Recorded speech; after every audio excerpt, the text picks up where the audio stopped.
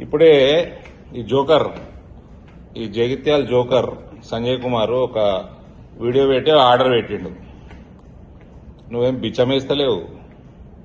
నీ చెత్త గవర్నమెంట్ దగ్గర రూపాయి లేదు. మీ ముఖ్యమంత్రి బిచ్చగాడు. 200 కోట్లు శాంక్షన్ అయినాయి.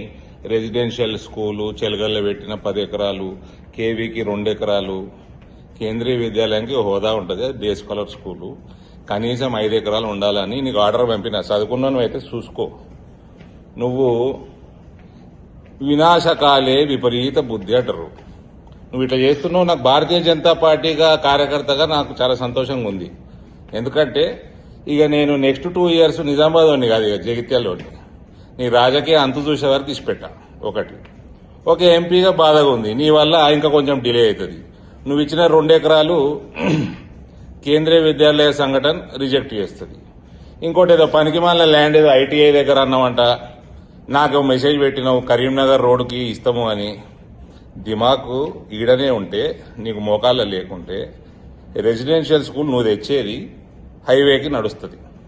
ఆడ మీ ఐటీఐ దగ్గర ఎన్నో ప్రపోజ్ చేసినావంట. ఎందుకంటే నీ వీడియోలు నేను చూడ మా పిఎల్ చూసి చెప్తారు. ఆడ ఐటీఐ వాళ్ళే మొత్తుకుంటున్నారు. ఆడ రోడ్లు చక్కగా లేదు, యాక్సెసిబిలిటీ చక్కగా లేదు. హైవే మన మెయిన్ రోడ్డుకి చాలా లోపడుకుంటుంది అని నేను ఎవరిని అడిగినా కూడా అది కేంద్రీయ విద్యాలయానికి సబబు కాదు అని చెప్తాం జరుగుతున్నది. డాక్టర్లతోటి 3-4 మాట్లాడినా. నీ లెక్క జోకర్ డాక్టర్లు కాదు.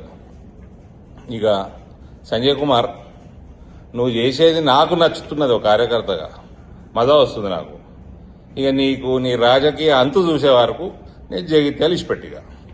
ఇక నువ్వు డబ్బుల గురించి మాట్లాడినావు కదా, నాకు బాగా డబ్బులు వీడియో పెట్టినావంట. బాధాపుతున్నాయి. కోరుట్ల ఖర్చు పెట్టలేదు కావాలని. పార్లమెంట్లో ఏం చేసినా తెలుసు, కనుక్కో. ఎందుకు నీకు కూడా ఐడియా ఉండుంటుంది.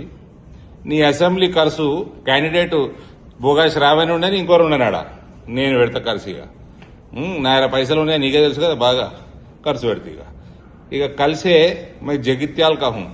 निजामाबाद थोड़ा ब्रेक देता हूं थोड़े दिन के लिए. भारत माता की जय. I will see your political and, mister Sanjay Kumar.